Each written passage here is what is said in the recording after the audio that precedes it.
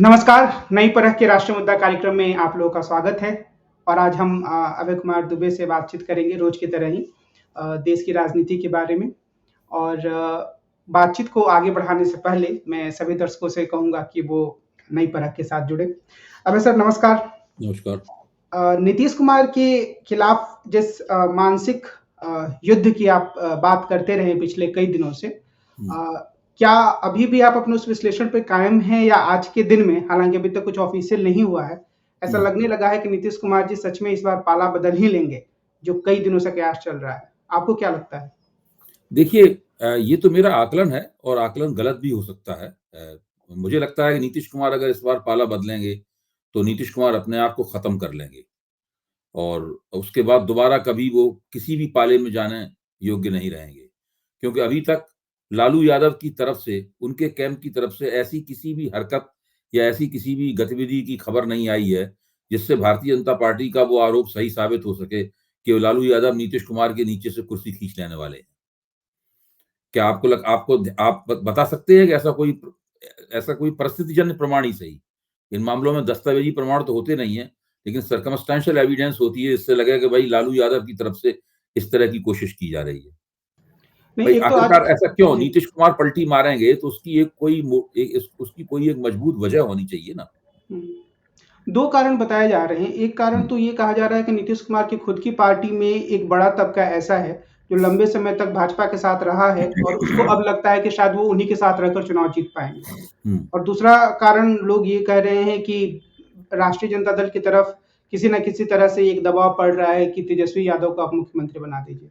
हालांकि दोनों के ही कोई प्रमाण नहीं है उस तरीके से सीधे तौर पर। देखिए, ये तो एक तरह से जिसे विश्लेषणात्मक कयास कहते हैं ना, उस तरह के है। जैसे किसी किसी आदमी को कोई आदमी आपसे रास्ता पूछे, तो आप हाथ पकड़ के उसे एक रास्ते पर रवाना कर दें, पहुंचा दें कि भाई यहाँ आप चले जाइए, और वो रास्ता वो ना हो।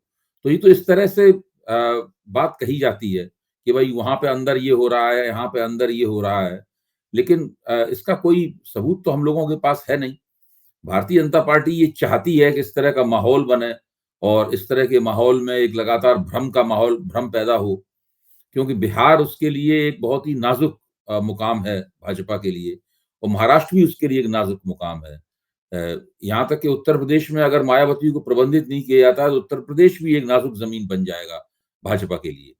और देखिए, भाजपा इस बात को अच्छी तरीके से जानती है। भाजपा वाले विचारधारात्मक लक्ष्य हैं उनके, जिन्हें वो वेधना चाहते हैं। वो हिंदू समाज को बदलना चाहते हैं, वो हिंदू भारतीय राज्य को बदलना चाहते हैं, लोकतंत्र को बदलना चाहते हैं। अ, तो उसके लिए उनकी एक रणनीति है, इस रणनीति के ऊपर वो सावधानीपूर्वक, बिना थके हुए, बिना जल्दबाजी के, इत्मीनान से लगातार काम करते रहते हैं। थोड़ा बहुत उनको जो धक्के लगते हैं, झटके लगते हैं, सेटबैक लगते हैं, उसकी वो ज़्यादा उससे विचलित नहीं होते। लगातार अपना काम करते रहते हैं। लेकिन साथ में वो व्यावहारिक राजनीति भी करते हैं। वो तरह-तरह की पेशबंदियाँ भी करते हैं। अब आप देखिए, आज उन्होंने उन्होंने कल कर्पूरी ठाकुर को अ, भारत रत्न दिया। इतिहास क्या है? इतिहास ये है कि जब दारोगा प्रसाद राय ने मुंगेरी लाल कमीशन बनाया, जो कांग्रेस के मुख्यमंत्री थे 1971 में। फिर मुंगेरी लाल कमीशन ने 76 में जाके अपनी रिपोर्ट दे दी।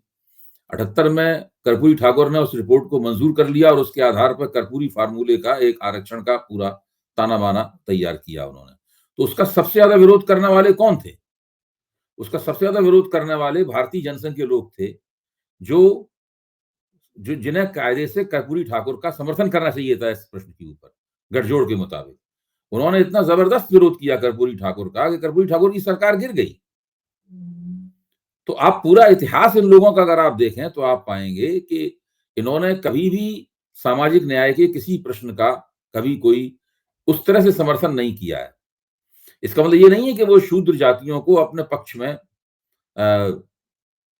गोलबंद नहीं करना चाहते हैं। गोलबंद तो वो करना ही चाहते हैं, लगातार कर रहे हैं। भाजपा का पूरा सूत्रीकरण या ओबीसीआइजेशन या मंडलीकरण कर दिया गया और भाजपा ने खुशी-खुशी खुद किया। ऐसा नहीं कि भाजपा के किसी ने कुछ साजिश की हो भाजपा के खिलाफ, उन्होंने खुद किया है। क्योंकि बिना समाज में 55% जिन लोगों की उपस्थिति है, उन लोगों के वोट के बिना कौन चुनाव चुनाव नहीं जीत सकता, सत्ता पर किसी का कब्जा नहीं रह सकता। तो एक बार ऊँची जातियाँ जब स्थायी रूप से भारतीय जनता पार्टी के साथ चली गईं, और उसके बाद अगर शूद्र जातियों का एक बड़ा हिस्सा और जुड़ जाए तो भाजपा को चुनाव कौन हरा सकता है? बिहार एक ऐसी जगह है जहां पर ऐसा नहीं हो पाया। बिहार में भाजपा को शूद्रों के वोट मिलते हैं, इसमें कोई शक नहीं है, लेकिन एक तो सबसे ज्यादा प्रधान जो शूद्र समुदाय है, यादवों के वोट भाजपा को नहीं मिलते हैं। पहली बात तो उनका अलग नेतृत्व है, वो लोग सत्ता में रह चुके हैं स्वतंत्र रूप से। दूसरे, नीतीश कुमार के जरिए कमजोर जातियों के, अति पिछड़ों के वोट उन्हें मिलते थे। नीतीश कुमार की उनके बीच में अच्छी पहचान थी। नीतीश कुमार अलग हो जाने से अब वो भी संदिग्ध हो गए हैं, तो किसी ना किसी तरीके से भाजपा एक भ्रम का माहौल बनाना चाहती है। जब तक नीतीश कुमार भाजपा की भाषा में पलटी ना मार लें और अपना पक्ष बदल ना लें और इंडिया गठबंधन को छोड़ ना दें नीतीश कुमार, तब तक तो मैं अपनी बात पे कायम रहूंगा। लेकिन नीतीश कुमार ने जो कल भाषण दिया था, उसमें एक महत्वपूर्ण बात आई थी, उन्होंने परिवारवाद की आलोचना की थी। मैं ये सोच रहा था कि हमें इन दोनों में से, यानी कि परिवारवाद और जिसको सांप्रदायिक राजनीति बोला जाता है या भाजपा की बहुमतवादी राजनीति, दोनों में से दोनों को ही बुरा मानना चाहिए या दोनों में से किसी एक को चुनना हो, तो फिर नीतीश कुमार की जगह अगर हम हो तो हमें किसे चुनना चाहिए? नहीं, दोनों ही बुरी चीजें हैं। एक समीक्षक के तौर पर मैं तो दोनों की आलोचना करूंगा। अब मैं आपके सामने एक दूसरा उदाहरण रखता हूं। उत्तर प्रदेश के मुख्यमंत्री आदित्यनाथ ने एक अपने वक्तव्य में कहा, किसी किसी किसी टिप्पणी पे चिढ़ के कहा कि मैं उन लोगों में से नहीं हूं जो बाहर कोई और कपड़ा पहनते हैं, अंदर कोई और कपड़ा पहनते हैं। मैं दिन में 4 बार कपड़े बदलने वाला व्यक्ति नहीं हूं। अब ये टिप्पणी उन्होंने किसके ऊपर की थी? ये टिप्पणी तो उन्होंने नरेंद्र मोदी के ऊपर टिप्पणी की थी उन्होंने। तो इसकी ऊपर मीडिया में कोई चर्चा नहीं हुई। कोई नहीं चर्चा कर रहा है कि नरेंद्र मोदी में और आदित्यनाथ में खिंची हुई है तलवारें। दोनों एक दूसरे को कतई नहीं सुहाते। जब प्राण प्रतिष्ठा का कार्यक्रम चल रहा था तो आदित्यनाथ को दिखाया तक नहीं जा रहा था। कैमरा बहुत मुश्किल से ही उनको दिखाता था। सर्वाधिक उपेक्षित उस पूरे कार्यक्रम में अगर कोई लगता था पहली नजर में, तो वो आदित्यनाथ लगते थे। अब आदित्यनाथ भी जब जैसे कि कहा जाता है कि नरेंद्र मोदी को प्रशासन का कामकाज अगर किसी आदमी ने सिखाया है, तो वो अरविंद कुमार शर्मा नाम के एक ब्यूरोक्रेट हैं, उन्होंने सिखाया, जो उनके खास आदमी हैं। जब उन्होंने उनको उत्तर प्रदेश में उप मुख्यमंत्री बनाना चाहा, तो आदित्यनाथ ने उनको उप मुख्यमंत्री बनाने से इनकार कर दिया, गृह मंत्री बनाने से भी इनकार कर दिया। अब एक मंत्रालय दे रखा है उनको, लेकिन ऐसा उनको सचिव दिया है जो उनको काम भी नहीं करने देता। तो मैं कहना ही चाहता हूं कि इस प्रकार के जो अंतर्विरोध हैं, उनका कभी भी मीडिया में उनकी चर्चा नहीं होती उनकी। लेकिन नीतीश कुमार के सब लोग डंडा लेके पीछे पड़े हुए हैं। नीतीश कुमार ने मान ली ये कह दिया कि भाई कि मैंने सुना नीतीश कुमार का भाषण, उन्होंने कहा कि प्रधानमंत्री ने हमको तो नहीं फोन किया, जब भारत रत्न दिया तो हमको फोन नहीं किया।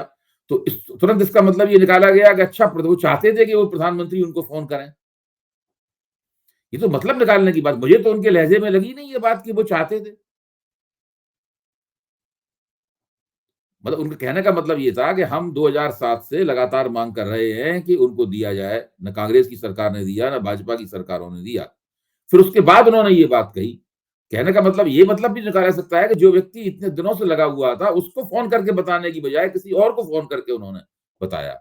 लेकिन उसका मतलब ये निकाला गया कि वो प्रधानमंत्री के फोन का इंतजार कर रहे थे।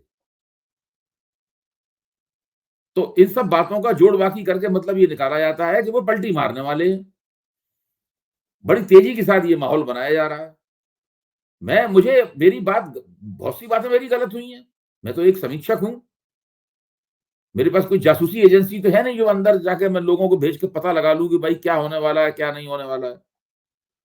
मेरे पास कुछ एक एक एक परिप्रेक्ष्य होता है। उस परिप्रेक्ष्य के तहत मैं घटनाक्रम को देख के उनका उनका जो भीतरी अर्थ है, वो पता लगाने की कोशिश करता हूं। जो थोड़ी वो छोटी-मोटी राजनीति की मुझे जानकारी है और अनुभव है, उसके आधार पे उसमें कुछ बातें सही निकलती हैं और कुछ बातें गलत हो जाती हैं। सभी के साथ ये होता है। लेकिन जब तक ये घटना इस तरह की, जैसा भाजपा बताती है कि ऐसा घटित हो जाएगा, मैं तो मानता हूं कि अगर नीतीश कुमार भाजपा के कहे के मुताबिक, जो भाजपा ने कयासबाजी उड़ा रखी है, उसके मुताबिक आचरण करते हुए नजर आते हैं, तो मैं कहूंगा कि भाजपा अपने मनोवैज्ञानिक युद्ध में सफल हो गई। अच्छा, अगर नीतीश कुमार भाजपा में जाना चाहते हैं, तो वो फिर हिचक क्यों रहे हैं? उन्हें जाने में रोकता कौन है उन्हें? वो आज की तारीख में जाएं या 10 दिन बाद चले जाएं, या 5 दिन बाद जाएं या 5 दिन पहले ही चले जाते, कौन सी ऐसी उन्हें उनके ऊपर रोक है? भाई वो अपने किसी भी खास आदमी से एक प्रस्ताव भिजवा सकते हैं, चुपचाप जाके प्रस्ताव, उससे भाजपा का रवैया समझ में आ जाएगा कि भाई हम वही आना चाहते हैं। नीतीश कुमार को पता लग जाएगा कि हमें वो लेंगे कि नहीं लेंगे एनडीए में। तो ये सब बात, और मुझे तो भाई इस बार लालू यादव और तेजस्वी यादव का जो रवैया है वो बड़ा साफ सुथरा लग रहा है। पिछली बार जब गठजोड़ हुआ था 2015 वाला, उसमें उनका रवैया ठीक नहीं था, उसकी वजह से गठजोड़ टूट गया। उसमें मानता हूं कि गलती जो है वो आरजेडी की थी उस वक्त। इस बार उनका रवैया साफ सुथरा है, उन्होंने एक भी ऐसा वक्तव्य नहीं दिया है जो इस तरफ इशारा करता हो कि वो इस तरह की गड़बड़ी करना चाहते हैं। एक कयास ये भी लगाया जा रहा है और कई सारे चैनलों पर भी ये बात आ रही है कि नीतीश कुमार चाहते हैं कि बिहार विधानसभा को भंग कर दिया जाए, और शायद इसके पीछे उनकी सोच यह है कि जो लोकसभा के साथ विधानसभा का चुनाव होगा, तो अगर वो इस गठबंधन के साथ यानी आरजेडी के साथ लड़ते हैं तो उनकी सीटें थोड़ी बढ़ जाएंगी और बाद में उनकी राजनीतिक हैसियत बढ़ेगी। तो क्या इस तरह की सोच भी नीतीश कुमार की राजनीति को प्रभावित कर सकती है या कर रही होगी? देखिए, वो चाहते हैं कि अगर ये मान लिया जाए, ये बात सही है, अगर मान लिया कि वो चाहते हैं, तो कैसे भंग करवा सकते हैं? उसके लिए तो उन्हें प्रधानमंत्री और चुनाव आयोग का समर्थन चाहिए ना। जब तक केंद्र सरकार ये नहीं चाहेगी और चुनाव आयोग ये नहीं चाहेगा, तब तक बिहार विधानसभा भंग कैसे होगी? अगर वो फिर उसके लिए वो एक तरह का उनका मन लें और उसके बाद फिर राज्यपाल को वो लिख के भेजें, तरीका तो यही है ना कि भाई बिहार विधानसभा भंग की जाए। अब राज्यपाल उनकी सिफारिश मानेगा कि नहीं मानेगा, इसकी कोई गारंटी नहीं है। इसकी गारंटी तभी मिल सकती है जबकि केंद्र सरकार भी बिहार विधानसभा भंग करना चाहे। तो केंद्र सरकार नीतीश कुमार की सीटें क्यों बढ़वाना चाहेगी? भाई किस आधार पर बढ़वाना चाहेगी? इसी केंद्र सरकार ने तो रामविलास पासवान के लड़के का सहारा लेकर, उसकी बगावत का सहारा लेकर नीतीश कुमार की सीटें कम करवाई थी। एनडीए के अंदर नीतीश कुमार के खिलाफ विद्रोह करवाया गया था। विद्रोह किसने करवाया था? मैंने और आपने करवाया था। वो विद्रोह तो भाजपा ने करवाया था विद्रोह। इस बात को नीतीश कुमार भी जानते हैं और सब लोग जानते हैं। तो ये तर्क भी मेरे गले नहीं उतरता। या तो नीतीश कुमार को लालू यादव से स्पष्ट खतरा हो कि लालू यादव उनकी कुर्सी खींच लेना चाहते हैं, या वो पूरे विपक्ष की जो राजनीति है उससे पूरी तरीके से निराश हो गए हो। मैं मानता हूं ये दोनों ही बातें हो सकती हैं, लेकिन अभी उसका कोई प्रमाण नहीं मिल रहा है, मैं ये कह रहा हूं। लेकिन अगर बाहर से हम देखें तो क्या हम यह कह सकते हैं कि इंडिया गठबंधन के दलों ने नीतीश कुमार के साथ बहुत ज़्यादा अच्छा बर्ताव नहीं किया, ऐसा लगता है? उन्हें संयोजक नहीं बनाया गया या देर से प्रस्ताव मैं दिया ये गया? मानता हूं कि उनको पटना की बैठक में ही उनको संयोजक बना देना चाहिए था। तब वो ज्यादा गठबंधन का भी हित होता और वो उसको करते। अब ऐसा नहीं किया गया। और साथ में ये लेकिन दूसरा तथ्य ये भी है कि जब मल्लिकार्जुन खड़गे को उसका सभापति बनाया गया, तो मल्लिकार्जुन खड़गे ने सभापति के नाम पर कांग्रेस ने उनका नाम घोषित नहीं किया और ये कहा कि भाई जब तक नीतीश कुमार, उनका नाम तभी घोषित होगा जब नीतीश कुमार का साथ में संयोजक के तौर पर नाम घोषित होगा। अभी तक मल्लिकार्जुन खड़गे का आधिकारिक रूप से नाम घोषित नहीं किया गया है। प्रस्ताव है, उसमें सहमति है, लेकिन नाम उनकी घोषणा नहीं है, क्यों? कांग्रेस की शर्त यह है कि नीतीश कुमार का नाम भी सर्वसम्मति से उसी तरीके से घोषित हो। तो जब इस तरह की बात चल रही है तो इसका तो मतलब ये है कि कांग्रेस के प्रति वो नीतीश कुमार के मन में उतनी जितनी नाराजगी होनी चाहिए थी उतनी नहीं होगी। जब इंडिया गठबंधन बनने की बातचीत चल रही थी तो बहुत सारे वैचारिक शब्दों का या वैचारिक जुमलों का भी इस्तेमाल किया जा रहा था। सांप्रदायिक राजनीति का विरोध और भाजपा की राजनीति का विरोध, आरएसएस का विरोध।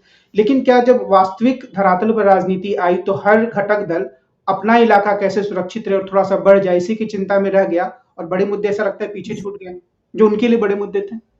देखिए, गठजोड़ जब कोई गठबंधन बनता है तो उस गठबंधन की एक सबसे प्रमुख गतिविधि होती है सीटों का तालमेल। गठबंधन विचारधारात्मक आग्रहों और मुद्दों को, कुछ मुद्दों को ताक पर रख के बनाया जाता है, उनको पृष्ठभूमि में डाल के बनाया जाता है। अगर सब लोग अपने मुद्दे और अपने विचारधारा पर टिके रहेंगे तो गठजोड़ हो ही नहीं सकता है। तो उसको कुछ कुछ सब लोग कुछ ना कुछ चीजें छोड़ते हैं। तो मुख्य उनका जोर जो है वो सीटों के तालमेल पे होता है। अच्छा, चूंकि इस गठबंधन को राष्ट्रीय स्तर पे एक माहौल भी बनाना था, इसलिए हम लोग उससे उम्मीद करते थे कि ये न्यूनतम साझा कार्यक्रम बनाएगा, कुछ थोड़ा सा हवा बनाने के लिए जनता को एक समांतर कहानी सुनाने की भी कोशिश होगी। तो वो इन लोगों ने किया नहीं। हमारी उम्मीदें जरूर थी, लेकिन वो इन लोगों ने नहीं किया। अब वो तालमेल करने के काम में लगे हुए। तो वो तो हर गठबंधन का प्रमुख काम है। और जहां तक सब पार्टियों का मानना है कि उनके मुद्दे, उनकी जो जनता है, यानी उनका जो वोटर है, उस वोटर को उनके मुद्दे पता है। एक बार तालमेल हो जाएगा, उसके बाद में वो मुद्दे वगैरह सामने लाएंगे। मुझे लगता है कि हम लोगों ने जो प्राथमिकता क्रम तय किया था, उस प्राथमिकता क्रम पे न चलकर इन लोगों का अपना एक प्राथमिकता क्रम है। क्या हम ये कह सकते हैं कि भारतीय जनता पार्टी के भीतर, जो ये आमतौर पर लोग कहते भी हैं, कि एक सत्ता को लेकर और चुनावी राजनीति को लेकर एक अंदर से एक जुनून की हद तक काम करने की प्रवृत्ति है? यानी कि जब लोग राम लहर की बात कर रहे थे, उसके बाद भी वो बिहार में तोड़-फोड़ करने और नए लोगों को मिलाने में जुड़े हुए हैं। तो ये एक उनकी राजनीति के सकारात्मक तत्व के रूप में हम इसे इंगित कर सकते हैं? भाई वो एक साथ कई मोर्चों पर काम करते हैं। उनके उनकी उनकी कई भुजाएं हैं। सारी भुजाएं एक ही काम नहीं करती हैं। वो कहीं हमेशा कुछ ना कुछ गुंताड़ा, कुछ ना कुछ तिकड़म, कुछ ना कुछ जुगाड़, कुछ ना कुछ तोड़-फोड़ उनकी होती रहती है। उनका संगठन इस तरीके से काम करता है। तो इसे मल्टीटास्किंग कहते हैं ना। वो भारतीय जनता पार्टी ने वो क्षमता प्रदर्शित की है मल्टीटास्किंग करने की। कांग्रेस में मल्टीटास्किंग की क्षमता किसी जमाने में हुआ करती थी, अब उसमें खत्म हो गई है। अब वो एक बार में एक ही काम कर पाती है। वैसे राहुल गांधी की यात्रा चल रही है, तो यात्रा की काम कर पा रही है, मजबूरी में ये करना पड़ रहा है, सीटों का तालमेल। जब चुनावी मुहिम चल रही थी, चुनावी मुहिम ही चला रही थी, इंडिया गठबंधन ने काम ठप कर दिया। दोनों काम कर सकती थी, लेकिन नहीं किया उसने। तो भारतीय जनता पार्टी में ये असाधारण प्रवृत्ति है, असाधारण क्षमता है, जिसका हम लोग मुजाहिरा रोज ब रोज देखते हैं।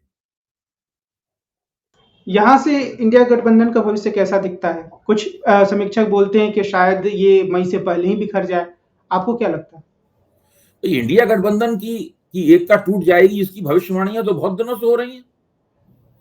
अभी तक तो उनकी एकता नहीं टूटी।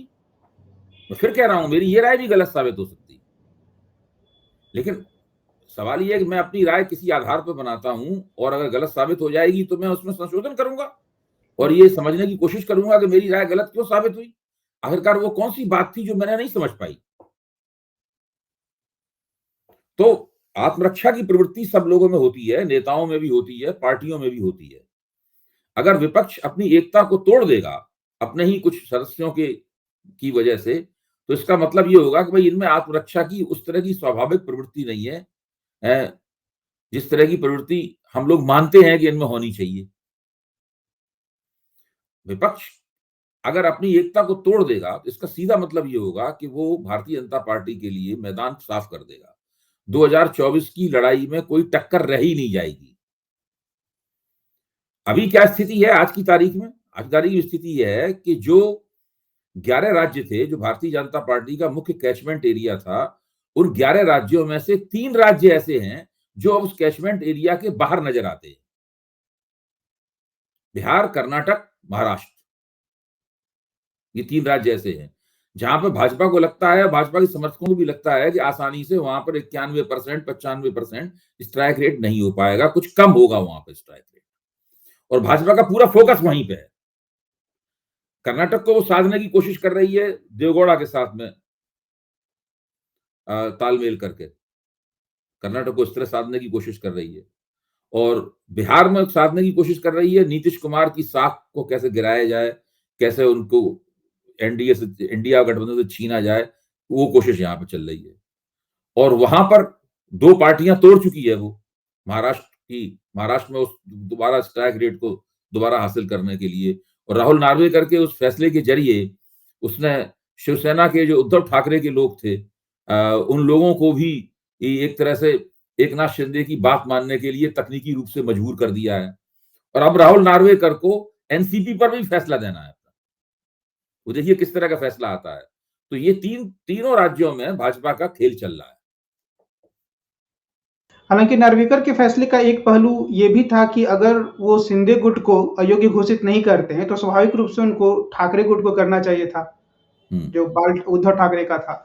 तो शायद वो यही तो सुप्रीम फैसले की काबिली, यही तो फैसले की खूबी है। ना उन्होंने उस गुट को अयोग्य घोषित किया, ना इस गुट को अयोग्य घोषित किया। बिना अयोग्य घोषित किए हुए उद्धव गुट के विधायकों को शिंदे गुट का महासचिव बना दिया। हुँ, अगर वो अयोग्य घोषित कर देते तो महासचिव नहीं बना पाते उनको। हुँ, उन्होंने अयोग्य नहीं घोषित किया, लेकिन उनको कानूनन उसकी महासचिव मिला दिया। हुँ, अब उन्हें उनका हिस्सा मानना पड़ेगा, उनकी लाइन माननी पड़ेगी। हुँ, ये इस फैसले की खूबी है, हुँ, विशिष्ट खूबी ये है कि दरअसल पूरी शिवसेना को तकनीकी रूप से एकनाथ शिंदे के अंडर कर दिया है। हुँ। अगर वो अयोग्य घोषित कर देते तो ये ना कर पाते। कुल मिलाकर हम ये कह सकते हैं, ये आज की बातचीत के लिए मेरा आखिरी प्रश्न है कि अगर ये 3 राज्य जिनका आपने ज़िक्र किया, अगर उसको भारतीय जनता पार्टी सही तरीके से मैनेज कर लेती है, तो हम्म, आने वाले चुनाव पे उसकी पकड़ बहुत ज़्यादा मजबूत हो जाएगी। बहुत ज्यादा मजबूत हो जाएगी। दो, दो 19 भाई दो, 2019 का नतीजा 100% दोहरा देगी। 300 से ऊपर चली जाएंगी सीटें उसकी।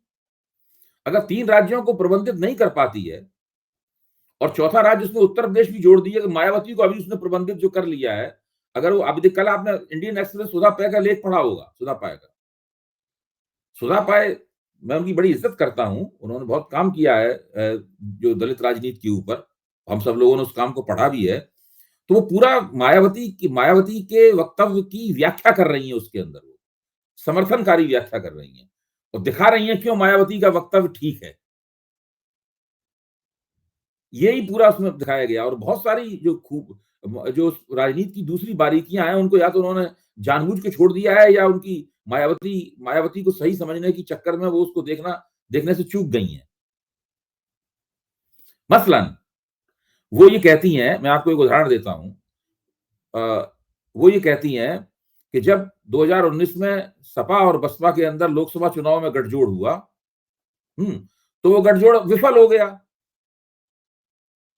हम्म, अच्छा, तो लेकिन साथ में वो और साथ में कहती हैं कि भाजपा ने अपना जो चुनावी जो वोट का प्रतिशत है वो बढ़ा लिया। 6.5-7% भाजपा का चुनावी प्रतिशत बढ़ गया।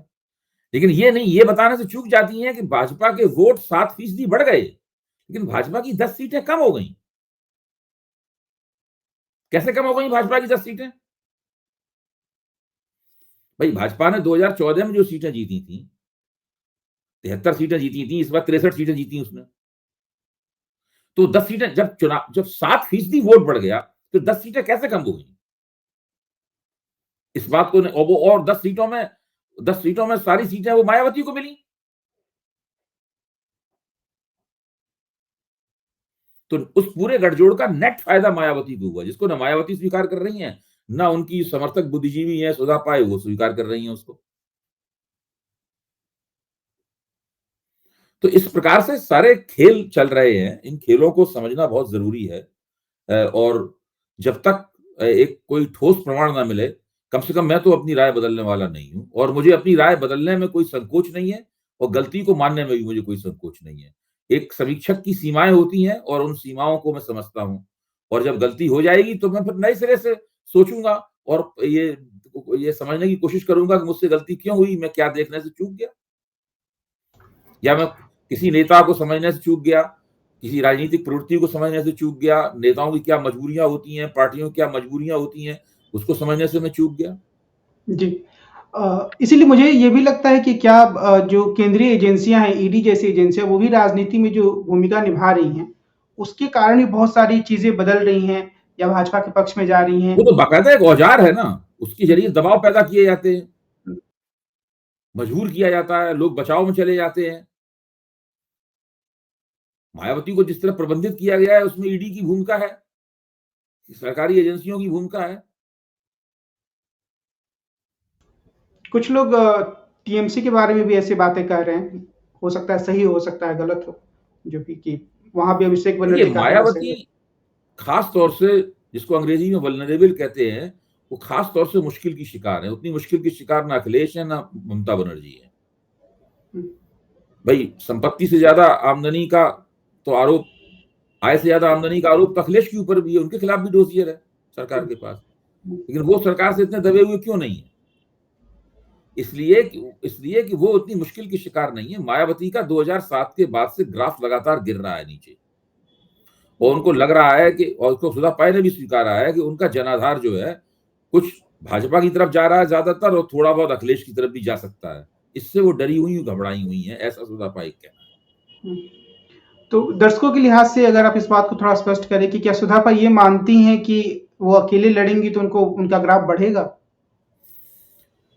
उनके लेख से तो यही नतीजा निकलता है, जबकि अकेले ये लड़ी थी अभी विधानसभा चुनाव में, तो कहां उनका ग्राफ बढ़ा भाई। जब विधानसभा चुनाव में ये अकेले लड़ने में ये उनकी हालत हुई, तो लोकसभा चुनाव में कैसे सुधर जाएगा? इसका कोई तर्क नहीं देती वो। आज की बातचीत को हम यहीं विराम देते हैं। हम कल फिर मिलेंगे और प्रोफेसर अभय कुमार दुबे से देश की राजनीति के बारे में एक समझ बनाने की कोशिश करेंगे। आज की बातचीत के लिए सर आपको बहुत-बहुत धन्यवाद। हम कल फिर मिलते हैं। नमस्कार।